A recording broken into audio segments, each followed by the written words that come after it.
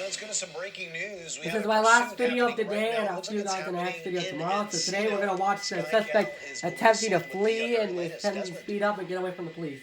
Let's listen now. And Hunter, this is really crazy here. 75 miles an hour. We were at almost Hunter, this is really crazy here. 75 miles an hour. We were at almost 100 miles an hour with this blacked out vehicle that was CHP was trying to pull over because they had run a red light, and they are driving way crazier than that. Now you see CHP, boy, they look like they want to bring this one to an end. We know how aggressive CHP can be as they make the westbound turn onto Burbank Boulevard, but they have not had the opportunity to run a pit maneuver yet. Wow, we got looks like a moped there going flying right by that person.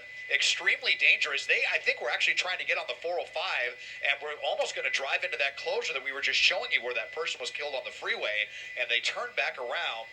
So westbound on Burbank Boulevard now. Black vehicle, no lights on, all of this for running a red light. So what else is going on that this person has decided to take this kind of gamble to try to evade the authorities? Absolutely insane driving now, northbound on Luis.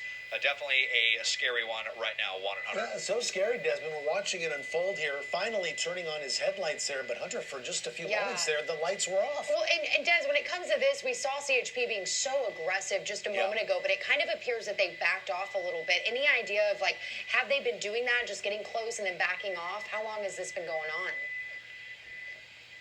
Yeah, this hasn't been going on very long at all. Probably only about 5 or 6 minutes that we've heard about this pursuit, and it seems like, they're just trying to kind of catch up wherever they can. But yeah, I mean, maybe they back off a little bit because it seems like the closer they get, the crazier he drives. They do not have a helicopter on this one yet either. So if they really want to be serious about getting the suspect, then they're going to have to stay kind of caught up here on the ground and not give them too much leash to get away until they can get that helicopter overhead.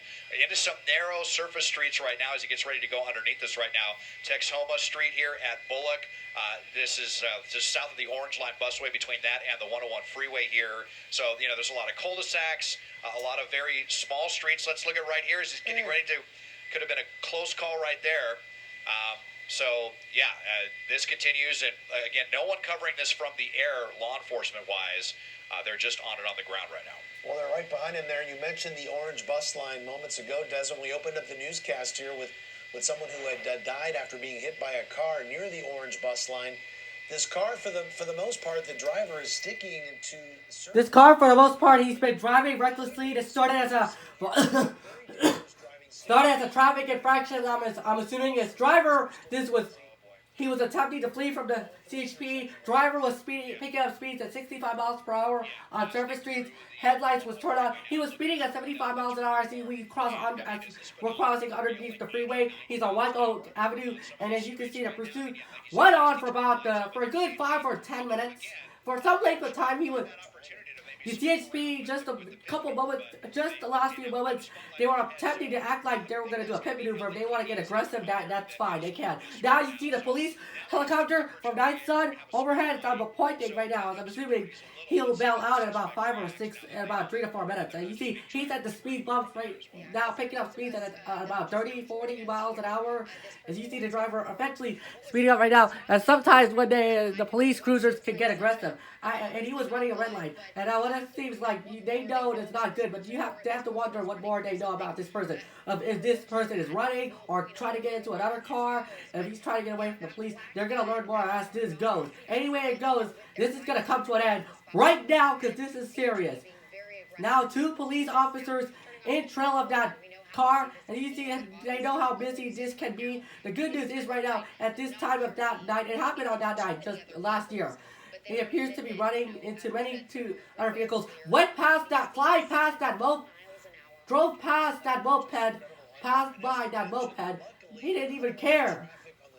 And luckily, not a lot of traffic on the streets. A lot of people are at home for the holiday season as it went on as of last year, driving at high rates of speed. And you see now, as Jay mentioned, he simply wanted for not stopping, and now he's wanted for traffic stop. Failure to stop, and now blowing through the red light. As you see the pursuit right here, streets and that's still Avenue and Tarsana area going over speed bumps. They do not want to get some. Oh, here they go again. They're going to do a pivot over. Oh no. This stops today, mister. Oh no. There they go again. There we go again. This is what's going to happen. Now this car is disabled. He's parking the car. Now the car is so many suspects bailing out. And you see, that driver is eventually speeding up. He's the one that's been driving. Now they got one down. They got one officer that's chasing two of them. Now they're going to be taken into police custody any minute now. You see, this is the night of the evening as well. They're going to get another passenger. It looks like couple of young people here. They're a bit faster than the CHP. He's out? No. I think he's almost out of gas. He's running like an Olympic athlete.